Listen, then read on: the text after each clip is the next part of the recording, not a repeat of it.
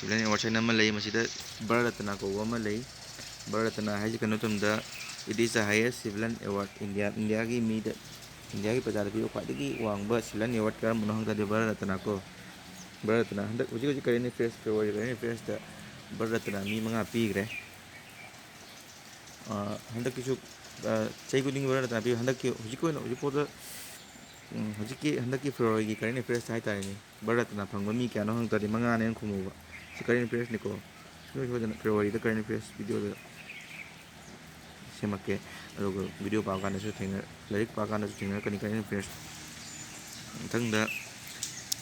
first ꯔꯤꯁꯤꯄꯤꯌꯟ of ꯚꯥꯔꯠꯅꯥꯒꯤ ꯑꯍꯥꯟꯕ ꯐꯪꯕꯁꯤ ꯀꯅꯥꯅꯣ ꯍꯪꯇꯥꯔꯗꯤ ꯁꯤ ꯔꯥꯖꯥꯒꯣꯄꯥꯜꯆꯥꯔꯤ ꯀꯣ ꯁꯔꯕꯄꯜꯂꯤ ꯔꯥꯙꯥꯀ꯭ꯔꯤꯁꯅꯟ ꯑꯃꯁꯨꯡ ꯁꯤ ꯚꯤ ꯔꯥꯃꯟ ꯁꯤ ꯔꯥꯖꯥꯒꯣꯄꯥꯜꯆꯥꯔꯤꯁꯤ ꯀꯅꯥꯅꯣ ꯍꯥꯏꯇꯥꯔꯗꯤ ꯑꯩꯈꯣꯏ ꯏꯟꯗꯤꯌꯥ ꯍꯤꯁꯇ꯭ꯔꯤ ꯇꯝꯃꯀꯥꯟꯗꯅꯦ ꯚꯥꯏꯁꯔꯣꯏ ꯍꯥꯏꯅ ꯑꯃ ꯇꯝꯃꯛꯀꯅꯤ viceroy governor general of India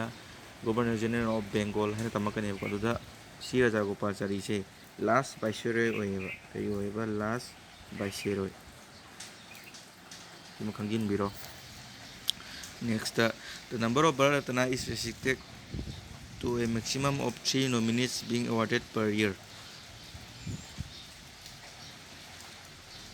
Bharatna is restricted to a maximum of 3 nominees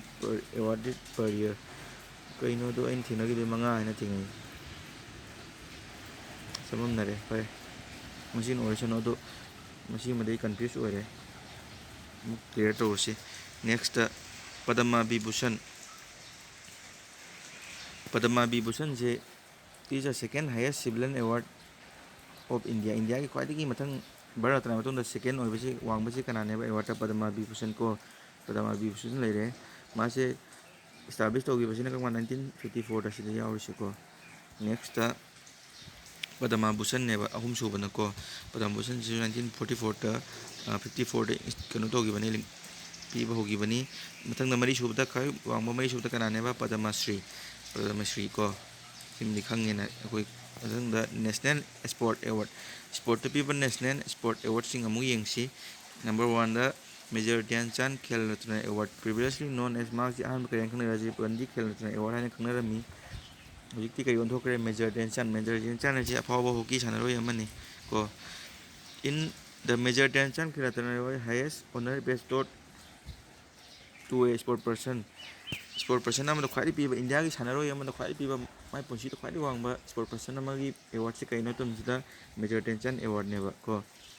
Major Dhyan Chand Award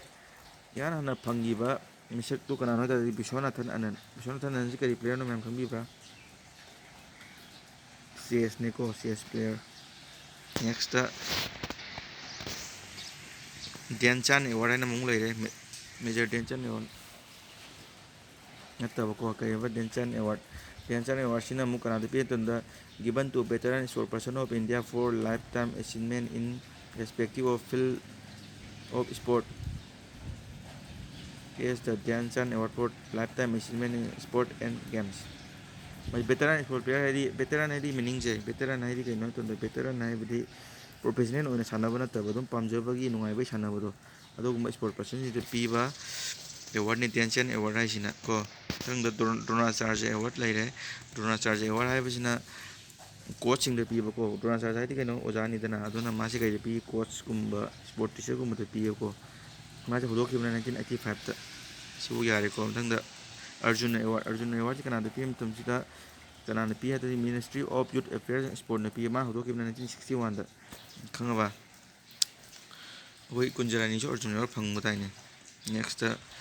literary award ko literary award ta Janpit Award ko bom lei adigi Janpit Award Saraswati Samman Award Murti Devi Award asidi sipa pudaya roi Bihari Puruskar Sahitya Academy Award ko Manipuri su Sahitya Academy Award phangba yaubani dak ming di khangre matang da Gallantry Award to ko sipai sing de piba